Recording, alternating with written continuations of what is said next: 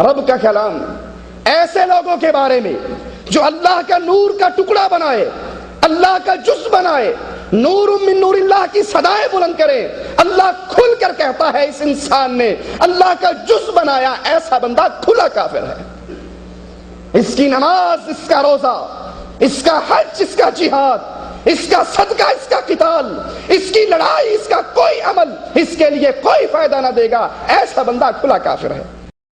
ایسا بندہ کافر ہے جو نبی کو نور مانتا ہے، نبی کا ٹکڑا مانتا ہے اللہ کا۔ ہم تو ٹکڑا نہیں مانتے، ہم بھی کہتے ہیں جو اللہ کا ٹکڑا نبی کو بتائے وہ کافر ہے، لیکن ہم نبی کو نور ضرور مانتے ہیں۔ بات سمجھ میں آ رہی؟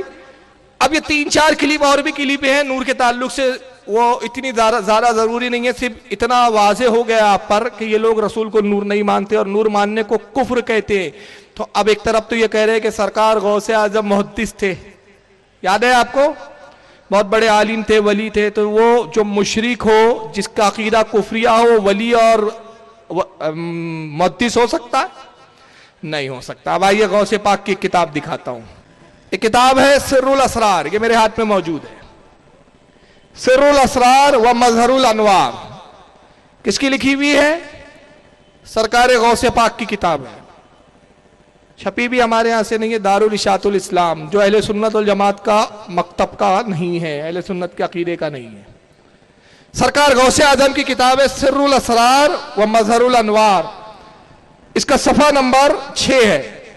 سرکار غوث اعظم کیا لکھتے ہیں اس میں ذرا سنیے۔ فرماتے ہیں انہو لما خلق اللہ تعالی روح محمد صلی اللہ علیہ وسلم اول من نورہ جمالہ۔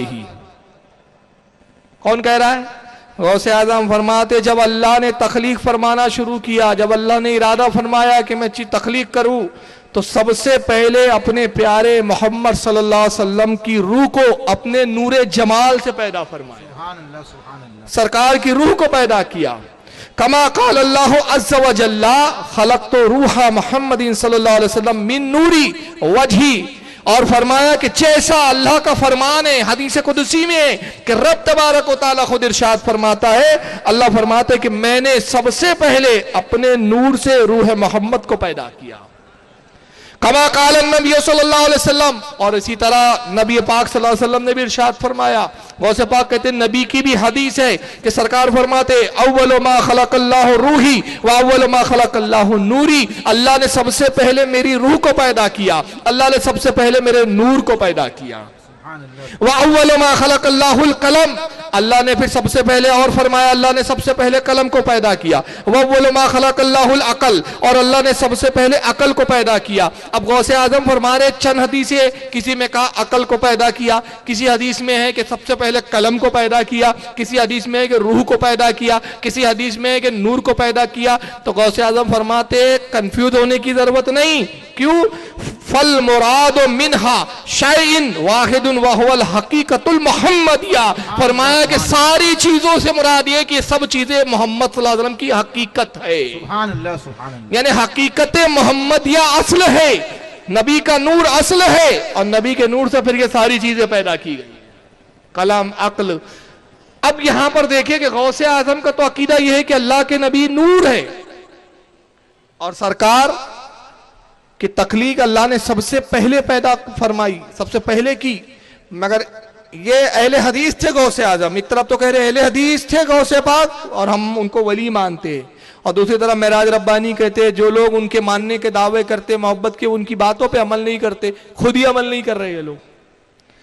تو ان کو چاہیے یا تو غوث اعظم کے اس عقیدے کو قبول کرتے ہوئے اللہ کے نبی کو نور مانے، یا پھر نعوذ باللہ من ذالک تمہارے عقیدے کے مطابق استغفر اللہ، پھر غوث پاک بھی جو ہے ولی نہیں ہو سکتے۔ آئیے ایک اور عقیدہ میں بتا رہا ہوں، اور وہ عقیدہ یہ ہے کہ ہمارا عقیدہ ہے کہ معراج کی شب اللہ رب العزت کو نبی کریم صلی اللہ علیہ وسلم نے اپنی آنکھوں سے، اپنے ماتھوں کی آنکھوں سے دیدار کیا اپنے رب کا، یہ ہمارا عقیدہ ہے۔ اس پہ وہابی لوگ بڑے وبیلا مچاتے ہیں۔ اس تعلق سے ایک کلپ میں دکھا رہا ہوں، ورنہ بہت ساری کلپیں ہیں۔ توصیف الرحمان کیا کہتے ہیں سنیے اس پر۔ انا للہ و انا الیہ راجعون، لا حول ولا قوة الا باللہ۔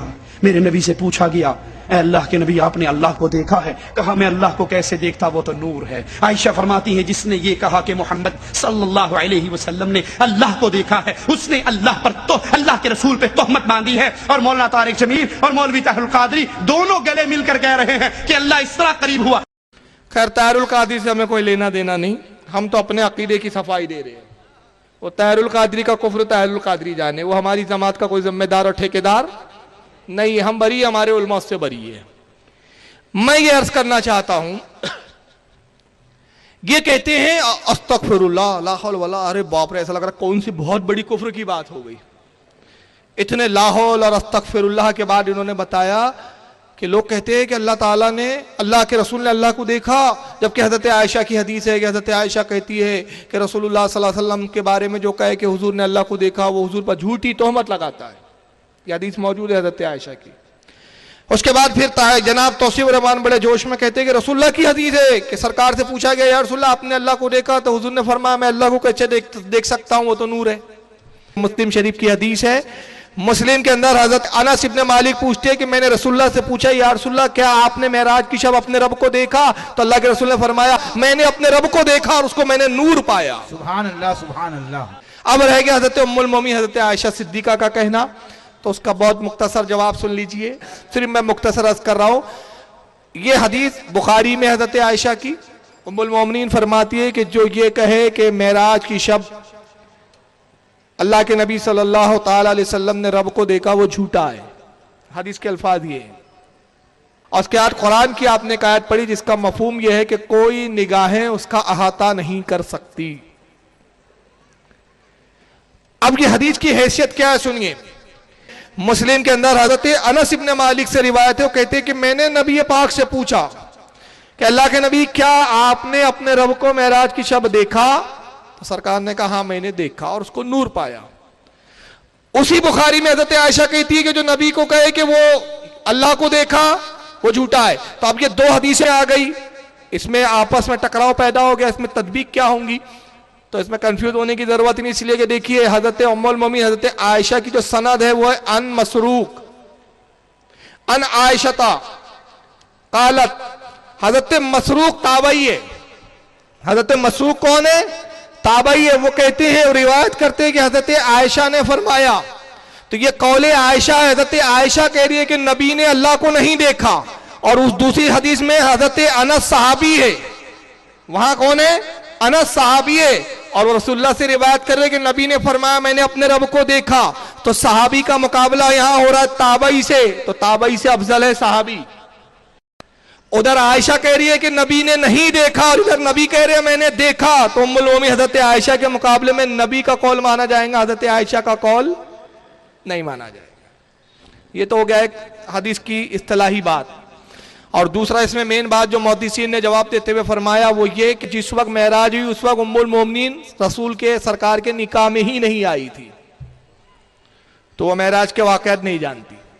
اور دوسرا اگر بعد میں انہوں نے پوچھے بھی تو ان کی مراد یہ ہے کہ جو یہ کہے کہ دنیا میں اللہ کو دیکھا وہ جھوٹا ہے، اس لیے کہ دنیا میں آنکھیں اس کو نہیں دیکھ سکتی، مگر رسول نے اپنے رب کو جہاں دیکھا وہاں لباس بشری تھا ہی نہیں، بشر کی وہاں رسائی تھی ہی نہیں۔ ارے وہ تو وہ لامکہ کا مقام ہے کہ جب وہ شروع ہوتا ہے جبریل کہتے ہیں جو نور ہے کہ ایک قدم بھی آگے بڑھایا بال برابر ہی بڑا جل کر راکھ ہو جاؤں گا۔ بے شک تو وہ کون سا مقام تھا نبی کا؟ لباس بشری اتار کر حقیقت نور میں ہو کر اپنے رب کو دیکھا ہے۔ تو جو نگاہ تھی وہ نگاہ بدل چکی ہے، عالم بدلتے تو منظر بدلتے، اور قرآن نے جو کہا کہ کوئی نگاہ خدا کو دیکھ نہیں سکتی، احاطہ نہیں کر سکتی، اس سے مراد دنیا میں دیکھنا ہے، کیونکہ صحیح بخاری اور صحیح مسلم میں حدیث ہے کہ اللہ رب العزت فرماتا ہے کہ قیامت کے دن میں جنتیوں کو سب سے بڑا انعام یہ دوں گا کہ اپنے دیدار سے مشرف کروں گا۔ سبحان اللہ سبحان۔ تو یہ اس کا جواب ہے، لیکن بہرحال ابھی معراج میرا موضوع نہیں ہے۔ انہوں نے رسول کے دیکھنے کو، اللہ کے رب کو دیدار کو انکار کیا۔ یہ غوث پاک کا عقیدہ کیا ہے؟ یہ ہے سرکار غوث اعظم کی کتاب بنیۃ الطالبین، کمال یہ اس کو اہل حدیث نے چھاپا ہے۔ کس نے چھاپا؟ یہاں موجود ہے، اور یہ آپ کے بمبئی سے ہی چھپی ہے، بمبئی کا ہی دارالعلم بمبئی جو غیر مقلدین اہل حدیث کا ادارہ ہے۔ یہ کتاب اصل میں عربی زبان میں ہے، یہ عربی اس کا بھی میرے پاس موجود ہے، یہ بھی ہمارے اہل سنت کا نہیں ہے، یہ اصل عربی اس کا اور اس کا ترجمہ غیر مقلدین نے کیا اردو ترجمہ. تو میں انہی کا ترجمہ پڑھوں گا تاکہ میں اگر اس سے ترجمہ کروں گا تو ڈاؤٹ ہوگا کہ بھائی ترجمہ غلط ہو رہا ہے. تو جو تمہارے ملا نے کیا وہی پڑھ لو. اب ان کے مولوی جس نے ترجمہ کیا غیر مقلدین کے، اس کا نام ہے حافظ مبشر حسین لاہوری. صفحہ نمبر 178. سرکار غوث اعظم کی کتاب غوث اعظم فرماتے ہمارا عقیدہ ہے. سبحان اللہ. جملے دیکھیے غوث پاک کے کہاں سے شروع ہو رہے ہیں. ہمارا عقیدہ ہے کہ نبی نے شب معراج بیداری کی حالت میں، خواب میں نہیں، یعنی خواب میں نہیں، انکار کر رہے ہیں، خواب میں نہیں، بیداری کی حالت میں اپنے سر والی آنکھوں سے، دل سے نہیں، اللہ تعالیٰ کا دیدار کیا ہے. سبحان اللہ. دیکھیے جتنے شبہات تھے اس کو دور کر دیا غوث پاک نے. اگر وہ یہ ڈائریکٹ کہتے کہ شب معراج اللہ کے رسول نے اپنے خدا کو دیکھا، اپنے رب کو دیکھا، تو کوئی کہہ سکتا ہے خواب میں دیکھا ہوں گا، معراج خواب میں ہوئی ہوں گی، جسمانی نہیں ہوئی ہوں گی. سارے شبہات کو دور کر دیا، کہا کہ بیداری میں، حالت خواب میں نہیں، سر کی آنکھوں سے، دل کی آنکھوں سے نہیں، اللہ تعالیٰ کا دیدار کیا ہے. جیسا کہ حضرت جابر روایت کرتے ہیں کہ نبی نے آیت کا، قرآن کی آیت کا حصہ لکھا ہے، اس کا ترجمہ ہے کہ آپ نے اللہ کو دوسری مرتبہ دیکھا، کہ تفسیر میں فرمایا کہ میں نے بلا شک و شبہ اپنے رب کو اپنے سامنے دیکھا ہے. سبحان اللہ. ابن عباس فرماتے کہ محمد صلی اللہ علیہ وسلم نے اپنی آنکھوں سے 2 مرتبہ رب تعالیٰ کا دیدار کیا ہے. اور اس کے آگے پھر حضرت عائشہ کی حدیث کا وہ جواب دیتے ہیں کہ یہ روایات حضرت عائشہ کی روایات سے متعارض نہیں، کیونکہ ان کی روایت میں نفی ہے اور یہ اثبات ہے، اور اجتباء کے وقت اس بات نفی پر مقدم ہوتا ہے، اور نبی نے بھی اپنی رؤیت کا اس بات فرمایا ہے. یعنی غوث پاک رد کرتے ہیں، کہتے ہیں کہ ایسی روایت آئے جس میں ایک نبی حکم بیان فرمائے، یا نبی کا قول ہو کہ میں نے یہ کیا، اور صحابی کہے حضور نے نہیں کیا، تو نبی کا کہنا زیادہ معتبر مانا جائے گا. اس بات جو مثبت معنی پیدا کر رہا ہے، اور جو انکار ہے اس کو چھوڑ دیا جائے گا، اور جو اقرار ہے اس کو لے لیا جائے گا.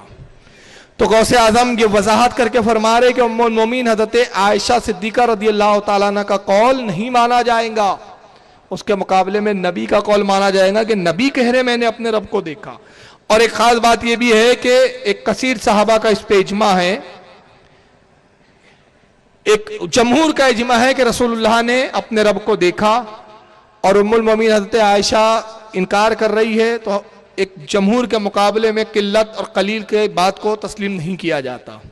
تو ہمارا بھی عقیدہ غوث پاک کے عقیدے کے مطابق یہی ہے کہ اللہ تعالیٰ کا دیدار رسول نے کیا. اسی لیے اعلیٰ حضرت نے کہا، اعلیٰ حضرت فرماتے ہیں کہ اور کوئی غیب کیا تم سے نہا ہو بھلا، جب نہ خدا ہی چھپا تم پہ کرو رو. سبحان اللہ. سبحان اللہ. بتائیے غوث پاک کے عقیدے پہ یہ ہے کہ ہم ہیں. اب آئیے غنیمت الطالبین کیوں چھاپی گئی اس کی وجہ سن لے. غنیمت الطالبین ان بیچاروں نے غیر مقلدین اس لیے چکر میں چھاپ دی، اس میں رفدین کے بارے میں غوث پاک نے لکھا ہے. غوث پاک نے لکھا کہ نماز میں رفدین کرنا چاہیے. اب وہ کیوں لکھا، اس کا سیدھی وجہ تو یہ تھی کہ وہ حنبلی تھے، اور مسلک حنبلی اور مسلک شافعی میں رفدین کرنا سنت ہے، اور مسلک مالکی اور مسلک حنفی میں رفدین کو چھوڑنا سنت ہے. 2 مسلک اس بات کی تائید کرتے ہیں، مسلک مالکیہ اور حناف، ان دونوں کے نزدیک چھوڑنا سنت ہے، اور امام شافعی اور امام احمد ابن حنبل کے نزدیک رفدین کرنا سنت ہے. تو اب غوث اعظم حنبلی تھے، تو ان کو غنیمت طالبین میں دکھا کہ غوث پاک رفدین کرتے تھے، بڑے خوش ہو گئے، کہا چلو کتاب چھاپ دو، غوث پاک اہل حدیث ہو گئے. ایک رفدین کے چکر میں غنیمت الطالبین چھاپی، اور کتنے غیر مقلدوں سے میری بات چیت ہوئی تو وہ آ کے بڑے تاؤ میں کہتے آپ غوث پاک کو مانتے رفدین نہیں کرتے. تو میں اتنی بحث میں نہیں جاتا، اتنا نہیں سمجھاتا ان کو، حنبلی تھے اور یہ تھے. میں ایک چھوٹا سا جواب دیتا ہوں، چلو غنیمت الطالبین پر ہم اور آپ اتفاق کر لیتے ہیں. میں کیا کہتا ہوں، غوث پاک کو ہم مانتے، آج سے میں رفدین کرنے کے لیے تیار ہوں، تم بھی کرو ہم بھی کرتے. مگر سوال ہے کہ صرف غوث پاک کی ایک ہی بات مانوں گے کہ کتاب میں کی ہر بات مانوں گے؟ ارے ایک مانوں گے کہ پوری قرآن پورا مانوں گے کہ صرف ایک آیت مانوں گے باقی چھوڑ دوں گے؟ یہ تو منافقوں کی فطرت ہے کہ منافق کے بارے میں قرآن کہتا ہے کہ جو مطلب کی ہے وہ لے لیتے، جو ان کے مطلب کی نہیں لگتی چھوڑ دیتے. تو تم غنیمت الطالبین کو چھاپا ہے تم نے، اور کہتے ہیں امام احمد حضرت غوث اعظم رفدین کرتے تھے اس لیے تم بھی کرو. تو میں نے کہا میں تیار ہوں، مگر جو جو اس میں لکھا ہے وہ بھی مانو. تو اس میں غوث پاک نے مرید بننے کا بھی لکھا ہے، وہ کیوں نہیں بنتے؟ غوث پاک نے قوالی سننے اور سیما کے بھی آداب لکھے، وہ کیوں نہیں سنتے؟ غوث پاک نے نبی سے مانگنا بھی لکھا ہے، وسیلہ بھی لکھا ہے، بھی میں بتاؤں گا آپ کو۔ نبی کی بارگاہ میں وسیلہ طلب کرنے کا بھی حکم دیا ہے۔ اللہ کے رسول نے خود معراج کی رات اپنے رب کو دیکھا، یہ بھی لکھا ہے، یہ کیوں نہیں مانتے؟ تو میں کہتا ہوں آؤ اسی کتاب پر بات کرے، جو جو اس میں لکھا ہے تم بھی مانتے جاؤ، ہم بھی مانتے جائیں۔ اب دیسی غیر مقلد دیکھتا ہے قوالی بھی سننی پڑیں گی، مرید بھی ہونا پڑے گا، پتہ چلا ایک رفع دین کیا، باقی تو پورا حنفی بن گیا، پورا ٹنٹلاٹن سنی بننا پڑے گا۔ اب نالج اتنی کم ہے، جھوٹ تو ایسا بولتے ہیں، میں اس کو ایک جملہ کہتا ہوں، چٹنی کی طرح استعمال کرتے ہیں، کھانے میں جیسے چٹنی یا چار، تقریر کرتے کرتے جب دل چاہے جھوٹ بول کے گزر گئے۔ یہ ہے محمد فیض، آئیے اس کی نالج دیکھیے، جھوٹ بہت بولتا ہے یہ شخص، ایک جھوٹ اس میں کیا بول رہا ہے، اس کی نالج بھی دیکھ لو آپ۔ ہم عبد القادر جیلانی کے جو ہے پیچھے جو ہے ہم وہ چلتے ہیں، ہم ان کے جو ہے ماننے والے ہیں، اور وہ ہیں۔ اچھا، ماننے والے ہونے کا مطلب بھی نہیں سمجھ میں آتا ان کو بہت سی بار۔ ماننے والے کا مطلب ہوتا ہے ان کے طریقے پہ چلنے والا، ماننے والے کا مطلب ہوتا ہے ان کے طریقے پہ چلنے والا، ان کے طریقے پر چلنے والا۔ ماننے کا مطلب ہم کو نہیں سمجھتا، یہ ہم کو سمجھا رہے ہیں کہ ماننے والے کا مطلب ہوتا ہے ان کے طریقے پہ چلنے والا۔ اور ان کے ملا بول گئے کہ غوث پاک کون تھے؟ اہل حدیث تھے اور اللہ کے ولی تھے، تو جب تم مانتے تو تم بھی تو چلو غوث پاک کے، تو نور مانو نا نبی کو، اللہ کا دیدار کیا یہ بھی مانو، اور ابھی اور بتا رہا ہوں وہ بھی ہضم کرو، ابھی دیکھتا ہے کتنا ہاضمہ ہے تمہارا۔ ماننے والے کا مطلب ہوتا ہے ان کے طریقے پہ چلنے والا، ان کے طریقے پر چلنے والا۔ ایک مرتبہ جو ہے میں ایک مقام پر درس قرآن لیا کرتا تھا، وہاں لوگوں نے بہت خلاف ورزی کی، اور ایک بار تو کیا کیا، پینٹ میں بلیک کلر کا پینٹ اپنی مسجدوں کے باہر مارا، اور وائٹ کلر پینٹ میں لکھا یہ رفع دین کرنے والے، یہ حرام کاری کرتے، یہ آمین بالجہر والے یہ حرام کاری کرتے، ان کو مسجدوں سے نکال دو، یہ زانی ہے، حضرت عمر کو گالیاں دیتے ہیں، پورا ایسے، اور پورے مسجدوں نے پلان کر کے وہ ایریا میں لگا دی۔ ٹھیک، اس کے بعد ہوا یوں کہ ایک آدھ مہینے کے اندر بمبئی سے ایک جماعت آئی، جماعت نہیں معاف کرنا، قافلہ آیا۔ اب وہ قافلہ آیا، اس علاقے کے اندر رکا، جماعت اور قافلے کا فرق شاید آپ سمجھتے ہیں، ٹھیک؟ تو قافلہ آیا، جب قافلہ آیا وہاں رکا تو مجھے پتا چلا وہ قافلہ جو ہے عبد القادر جیلانی کے خاندان سے ہونے کا دعویٰ کرتا ہے۔ ان میں کچھ ایسے لوگ تھے جو ان کے خاندان سے دعویٰ کرتے ہونے کا۔ میں نے کہا ٹھیک ہے، بہت اچھا موقع مل گیا۔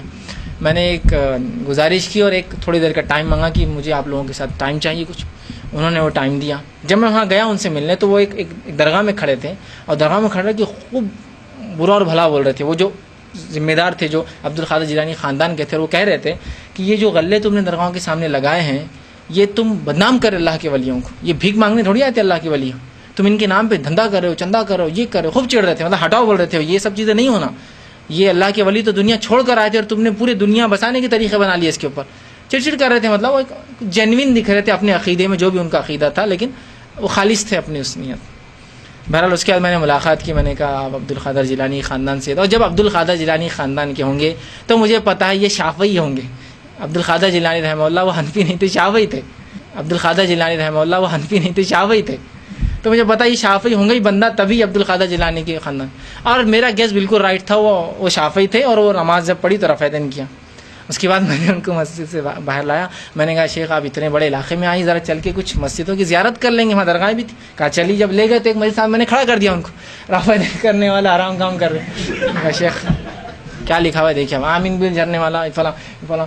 جب انہوں نے شروع کیا وہاں ایک ایک متولی کو برا بھلا بولنا، سب کو جمع کی، سب ادھر بڑی درگاہ والے، چھوٹی درگاہ والے، یہ وہ سب، کیا ہے سالو تم یہ کر رہے؟ بولے عبد القادر جیلانی کو گالیاں دے، پیرانے پیر کو جس کے پیچھے تم جنت میں جانے والے، وہ رفع دین کرتے تھے اور تم ان کو گالیاں دے رہے، تو سب توبہ غلطی ہو گئی جلدی، اور اسی دن پینٹ پورا واپس، پینٹ پورا ڈھال دیا۔ بولے نہیں بہت بڑی غلطی ہوگی، اللہ معاف کرے۔ ان کو خود نہیں معلوم کہ عبد القادر جیلانی جو ہے وہی شافعی تھے، حنفی نہیں تھے مسلکن۔ ان کو خود نہیں معلوم کہ عبد القادر جیلانی جو ہے وہی شافعی تھے، حنفی نہیں تھے مسلکن۔ وہ رفع دین کرتے تھے، انہوں نے گالیاں لکھ دی رفع دین کرنے والوں کے نام سے، اپنے ہی پیر کو گالیاں دے دی، جس کے پتہ نہیں نیاز کر رہے 70 سال 80 سال سے، اور ان کو گالیاں دے رہے۔ ان کو یہ نہیں پتا کہ وہ جس امام کے پیچھے یا جس مرشد کے پیچھے جانے کا دعویٰ کرتے وہ خود رفع دین کرتا تھا۔ دیکھیے ماننا اس کو بولتے ہیں کیا؟ ماننا تو مطلب طریقے پہ چلنا اس کی، ہے نا؟ تو پیرانے پیر کو مان رہے تو پھر چلیے نا ان کے طریقے پہ کوئی اچھے کام کیجیے، ان کی طرح شافعی بن جائیے حنفیت سے نکل کر۔ چلیے نا ان کے طریقے پہ کوئی اچھے کام کیجیے، ان کی طرح شافعی بن جائیے حنفیت سے نکل کر، ان کی طرح رفع دین کیجیے، آمین وہ سب کرنا پڑے گا جو وہ کرتے تھے، تبھی تو پھر ट्रेन इंजन को वही डब्बा फिट होगा जो उस इंजन के लायक बना होगा ना, कोई भी डब्बा तो फिट नहीं होगा ना, आपकी स्कूटर लगा देंगे ट्रेन के पीछे तो नहीं जाने वाली। वाकई ये तो पंचर किया हुआ चक्का है, ये तो चलने वाला भी नहीं है, इसको अगर लगा देंगे तो। अब आइए झूठ लनफन सुने, बड़े इत्मीनान से सुने। यहां से कहानी शुरू किया कि बंबई से काफिला आया, और काफिला और जमात में आपको फर्क तो मालूम होगा, जमात तबलीगी जमात वाली, काफिला दावत इस्लामी वाली। उसमें सब कौन थे पता है? गौस पाक की औलाद से। इतने सारा खानदान आपको पता है बंबई में कहां आबाद है गौस पाक की औलाद का? हाँ, पूरा का पूरा काफिला गौस पाक की औलादों का था। ये पहला झूठ। अब वो आया वहां पर तो सुन्नियों ने क्या किए थे, वहां पेंट लगा दिए थे, पेंट से लिख दिया था दीवारों पे मस्जिद की कि अहले हदीस जो है वो काफिर है, गुमराह है। क्यों? वो रफादैन करते हैं, अबू बकर सिद्दीक को गालियां बकते हैं, ये बकते हैं, वो बकते हैं। तो ये जनाब मिलने गए उनसे, और मिलने के बाद कहा कि शेख आप आए हैं यहाँ मस्जिद की ज़रा ज़ियारत कर लीजिए। तो लेके आए तो कहा कि मुझे मालूम था कि वो शाफ़ई होंगे, और जो मेरा गैस था यानी मेरा कयास था, गुमान था, वो सही निकला कि वो गौसे आज़म जो थे वो शाफ़ई थे। और फिर बाद में उस पर तफसीरा भी बार बार कर रहा है कि इनको खुद नहीं मालूम कि हनफी नहीं थे, शाफ़ई थे, शाफ़ई थे। तो जब गौस पाक को मानते तो शाफ़ी बन जाइए, हनफियत से निकल के पूरे शाफ़ी हो जाइए। मानना इसको कहा जाता है। आप हजरत मूसा को भी मानते हैं कि नहीं मानते? यहूदी बन जाएंगे। ईसा अलैहिस्सलाम को मानते हैं कि नहीं मानते? आप क्या बात है, ईसाई बन जाएंगे।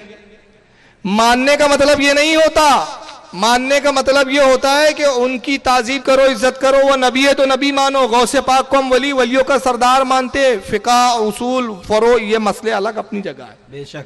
अब इसमें कहता है इनको खुद नहीं मालूम था कि वो शाफ़ई थे। जाहिल को खुद नहीं मालूम कि गौस पाक शाफ़ई नहीं थे, हम्बली थे। इसको खुद नहीं मालूम। अब बार बार रिपीट करो शाफ़ई थे, शाफ़ई। अब जाहिल पूछे खुद नहीं मालूम कि हम्बली थे, शाफ़ई नहीं थे, तो पहले तो अपनी नॉलेज बढ़ा तू। अब उसके बाद शेख को बुलाया उन्होंने, और शेख से कहा ये दीवारों पे लिखा। शेख बड़े गुस्से में आ गए, ये क्या लिख दिया गौस पाक को ये। तो वो शेख सुन्नी थे, तो उनको इतनी तो अकल होती कि भाई ये जो रफदैन और ये लिखा हुआ है, आमीन जोर से बोलना, ये सब जहन्नमी है। गरीब नवाज को जो है हजरत उमर को गालियां देते, अबू बकर को, तो ये शाफ़ई नहीं देते, ये गैर मुकल्लिदीन देते हैं। तो ये रफदैन के ताल्लुक से गैर मुकल्लिदीन को लिखा गया है, ना कि शाफ़इयों को। अगर आप शाफ़ई बन के रफादैन करें तो हमें कोई एतराज नहीं है, आप तकलीद के साथ करें कोई एतराज नहीं, मगर आप खुद गैर मुजतहिद होकर अपनी हैसियत के बाद इज्तिहाद की बात करके बात करोगे तो हम तुमसे बात करेंगे। अब उसके बाद कहता है कि जब आप गौसे पाक को मानते हैं तो शाफ़ई बन जाइए, क्योंकि वो शाफ़ई थे, हालांकि वो शाफ़ई नहीं थे, हम्बली थे। अब वो रफादैन करते थे तो आप भी रफादैन कीजिए। आइए अब मैं बताता हूं कि वो और भी बहुत कुछ करते थे जो गैर मुकल्लिदीन नहीं करते। चुनांचे वही गुनियतुत तालिबीन जो इन्हीं के इदारे से छपी है, उसी जगह जहां गौसे आजम रदियल्लाहु ताला ने सफा नंबर 61 जिल्द नंबर 1 सफा 61 पर जहां लिखा रफादैन करना, वही लिखा है कि नमाज का वो तरीका बता रहे कि नमाज में 25 हयात हालतें हैं। नमाज शुरू करते वक्त रुकू में जाते हुए और रुकू से उठते हुए रफादैन करना, इतना ले लिया, आगे छोड़ दिया। आगे क्या लिखा उन्होंने कि हाथ उठाने के बाद नीचे छोड़ दिया जाए, फिर दाएं हाथ को बाएं हाथ पर रखते हुए नाफ के ऊपर बांधना। क्योंकि हम्बलियों में सीने पे हाथ नहीं बांधना है, हम्बलियों के नजदीक नाफ पर बांधना, और ये भी हनफियों के नजदीक भी है। तो तू सीने पे क्यों बांधता औरत वाला हाथ? रफादैन ले लिया तो हाथ क्यों छोड़ दिया तूने? और फिर आगे कहते सजदा करते हुए घुटने हाथों से पहले रखना। जब सजदा करे तो पहले घुटने रखना और हाथ बाद में रखना, जबकि गैर मुकल्लिदीन पहले हाथ रखते हैं, घुटने बाद में रखते हैं। यह क्यों नहीं किया? आइए सफा नंबर इसका जिल्द नंबर 2 का सफा नंबर 393 देखो उसी किताब का। गौस पाक क्या फरमाते हैं, जब रमजान का चांद नजर आ जाए तो उसी रात से तरावी की नमाज शुरू कर दी जाए, क्योंकि वो रमजान की रात है। तरावी नमाज इशा के फर्ज और फिर 2 सुन्नतें पढ़कर अदा करनी चाहिए, क्योंकि सुन्नत तरीका यही है। तरावी की 20 रकात है। सुभान अल्लाह, सुभान ये कितनी पढ़ते हैं? 8। तो गौस पाक को तू मान रहा है कि हम मान रहे हैं? कहते तरावी की 20 रकात है, हर 2 रकात पर सलाम फेरी जाए।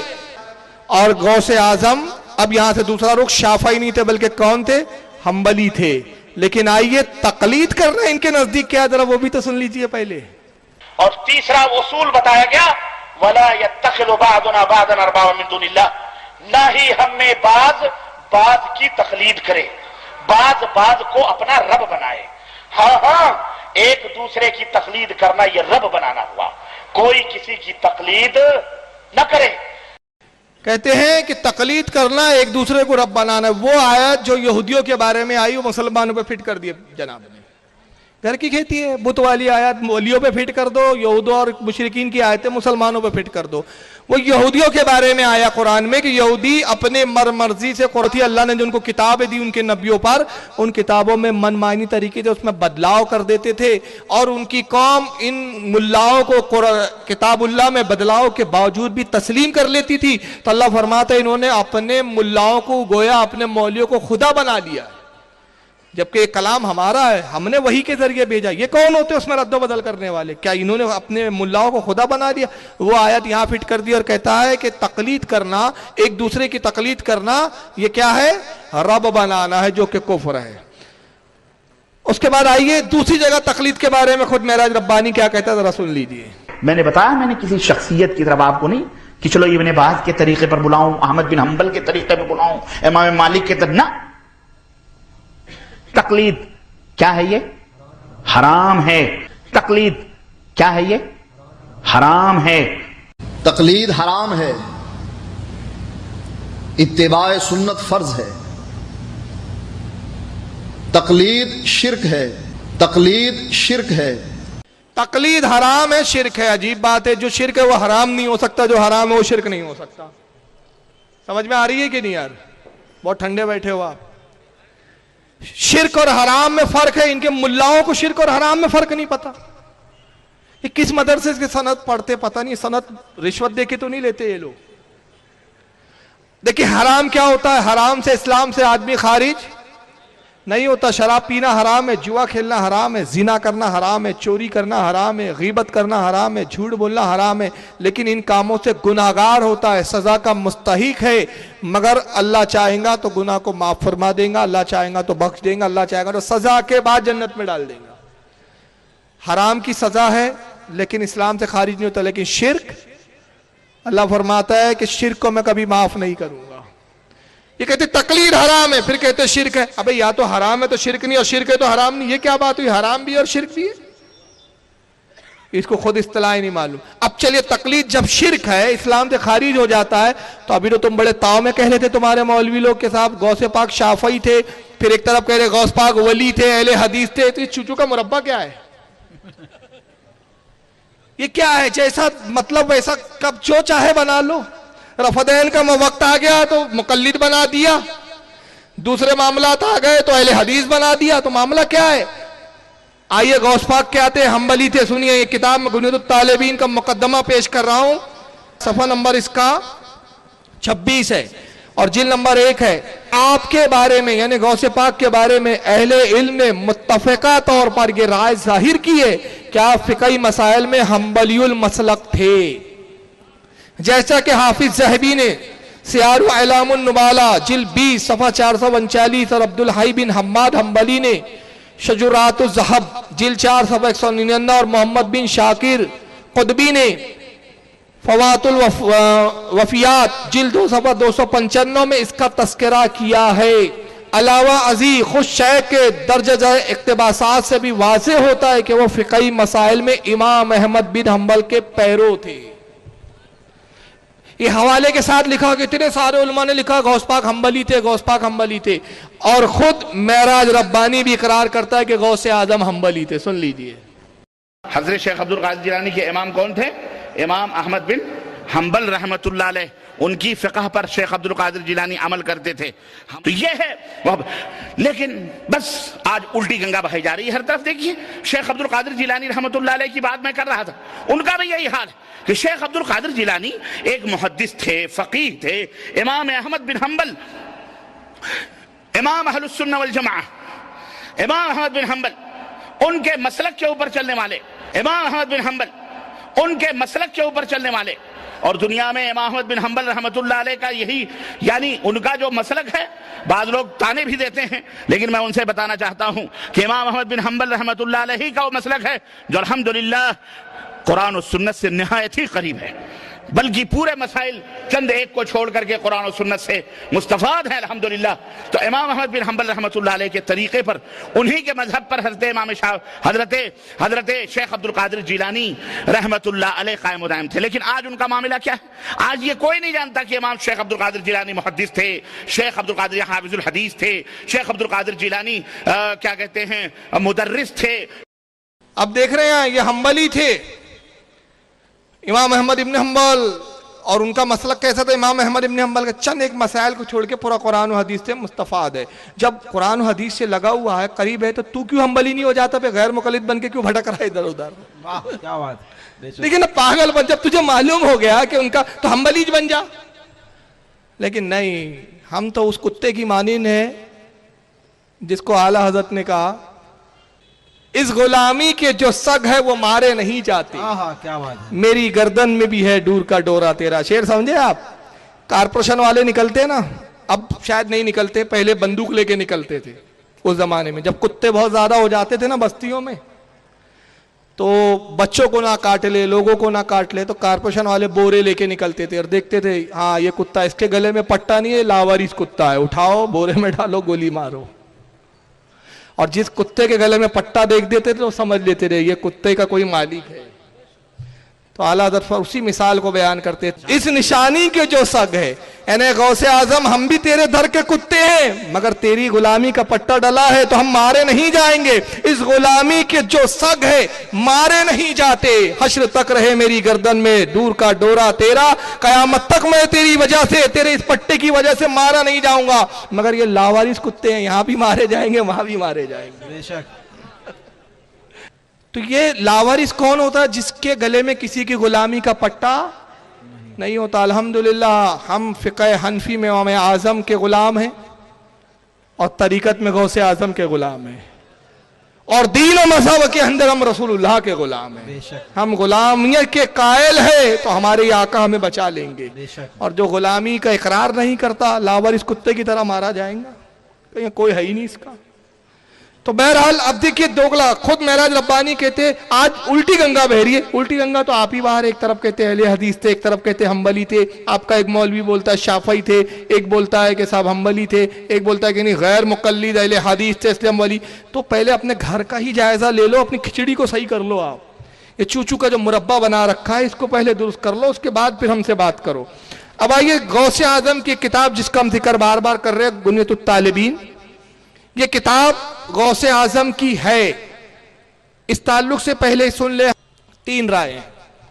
شیخ عبدالحق محدث دہلوی رحمۃ اللہ علیہ غنیۃ الطالبین جو غوث پاک کی بتائی جاتی ہے، یہ عربی نسخہ، یہ اردو ترجمے والا، اس کے بارے میں شیخ عبدالحق فرماتے ہیں کہ یہ غوث اعظم کی کتاب ہے لیکن اس میں الحاق ہوئے ہیں، اور حضرت علامہ امام ابن حجر الحیتمی المکی الشافعی رحمۃ اللہ تعالی علیہ فتاوی حدیثیہ میں فرماتے یہ غوث پاک کی کتاب ہی نہیں ہے، وہ سیدھا انکار کرتے ہیں۔ اور تیسرا طبقہ غیر مقلدین کا جو کہتا ہے یہ غوث پاک کی ہی کتاب ہے بغیر تحریف کے، صحیح ہے، یہ بے عینی ویسی کی ویسی ہے جو غوث پاک نے لکھی تھی۔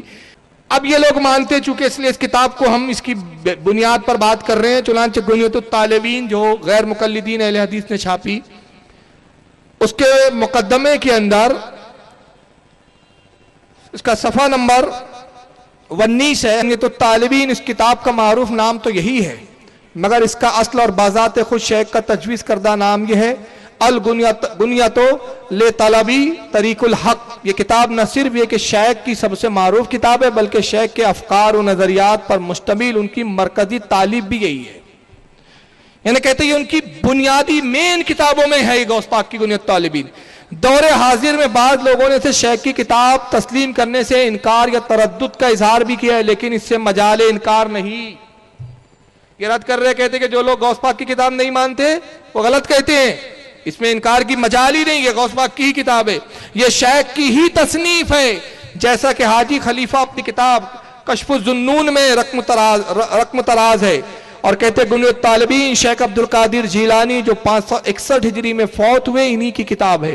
حافظ ابن کثیر نے بھی اپنی تاریخ البدایہ جلد 12 صفحہ 252 میں، اور شیخ ابن تیمیہ نے اپنے فتاوی جلد 5 صفحہ 15 میں سے شیخ کی تصنیف تسلیم کیا ہے۔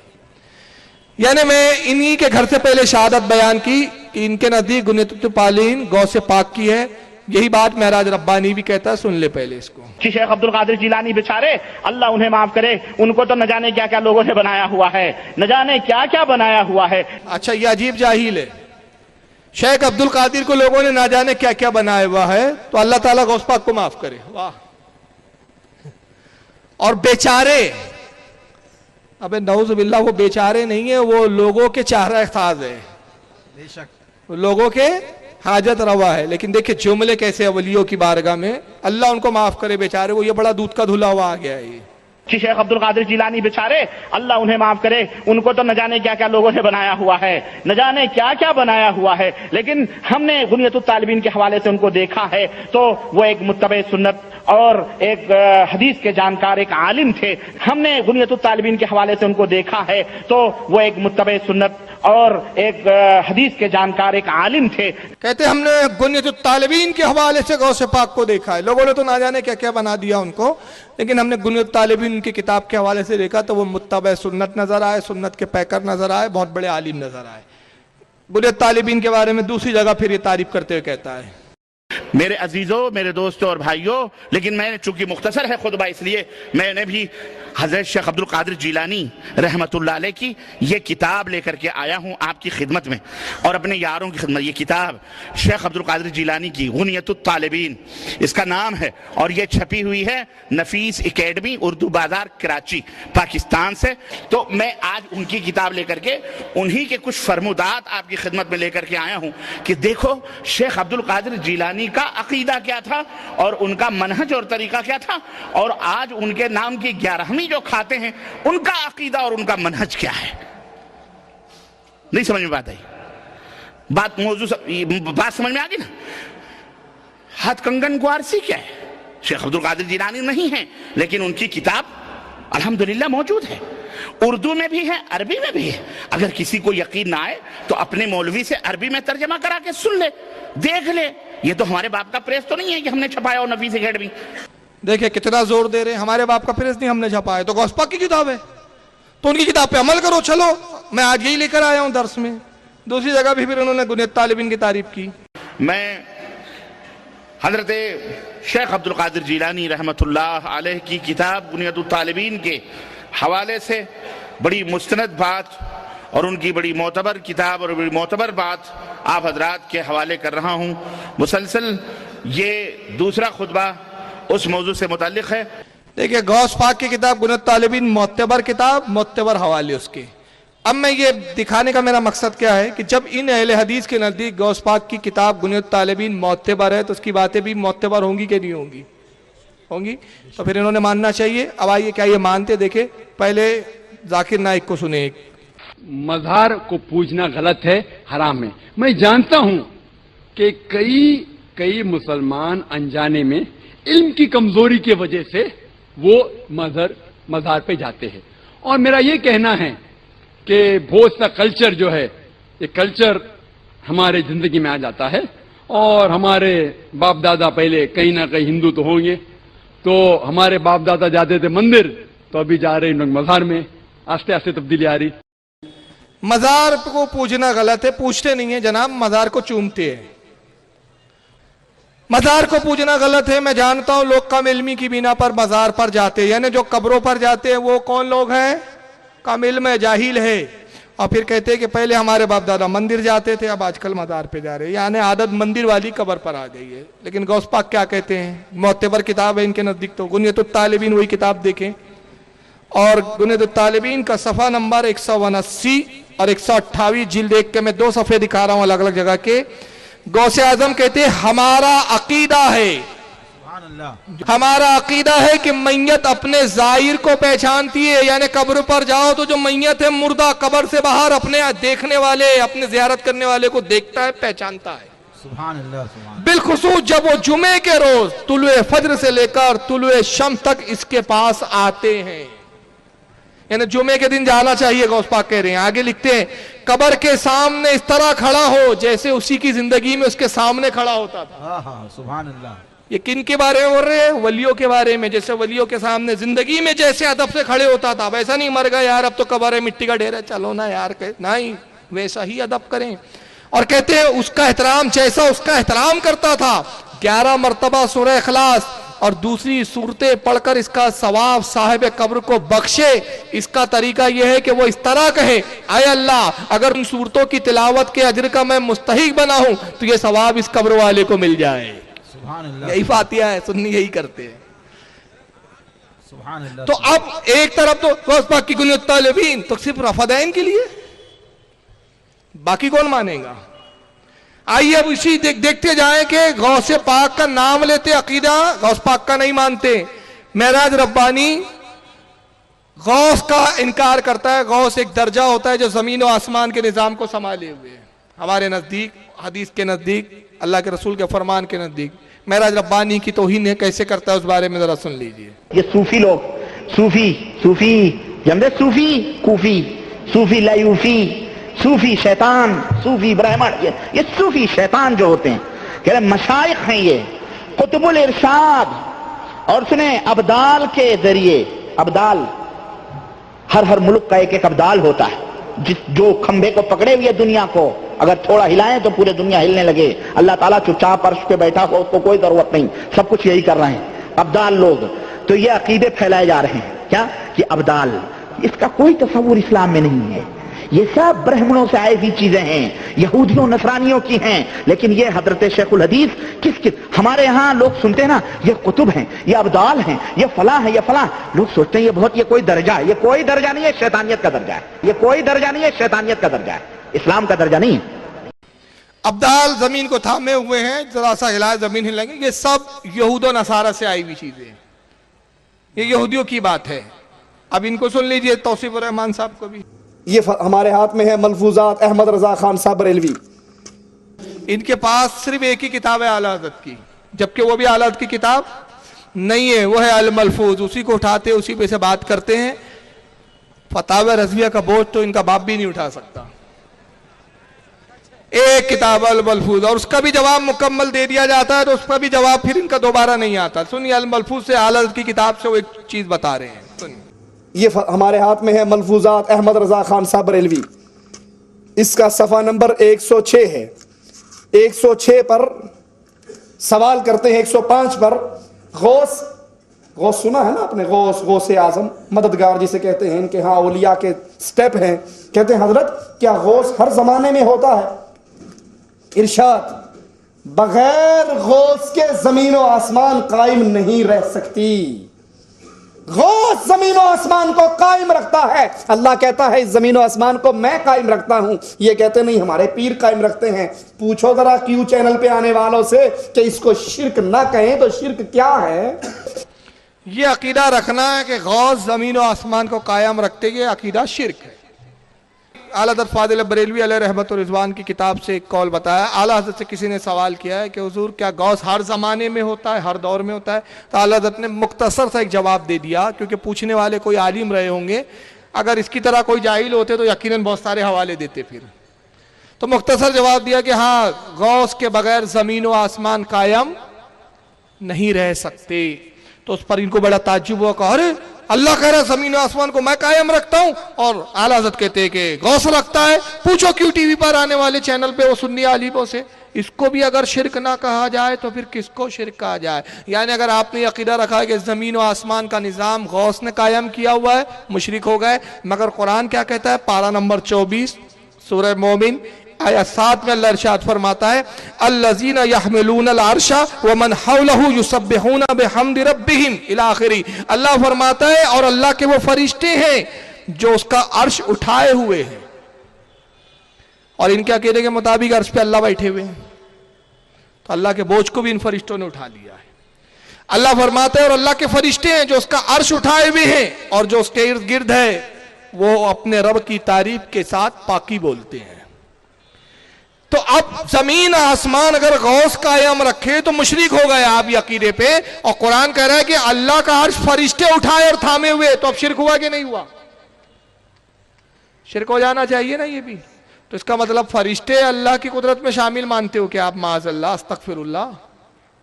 ہم نہ ولی کو اللہ کی ذات میں شریک مانتے ہیں نہ فرشتوں کو. ہمارا عقیدہ یہ ہے کہ حقیقی زمین و آسمان، عرش، لوح، کرسی، ہر پوری کائنات کو سنبھالنے والا رب کی ذات ہے، مگر اس نے ان چیزوں کے لیے اسباب پیدا کیے ہیں. کچھ فرشتوں کو ڈیوٹی پہ لگایا، کچھ اولیاء اکرام ہے اس کے جو اس نظام کو دیکھ رہے ہیں. چنانچہ قرآن کے پارہ نمبر 30 سورہ نازیات آیت 5 میں اللہ خود ارشاد فرماتا ہے فَالْمُدَبِّرَاتِ امرا، اور قسم ان فرشتوں کی، اللہ فرماتا ہے قسم ان فرشتوں کی جو کاموں کی تدبیر کرتے ہیں، کائنات کے کاموں کو سنبھالے ہوئے، ان فرشتوں کی قسم.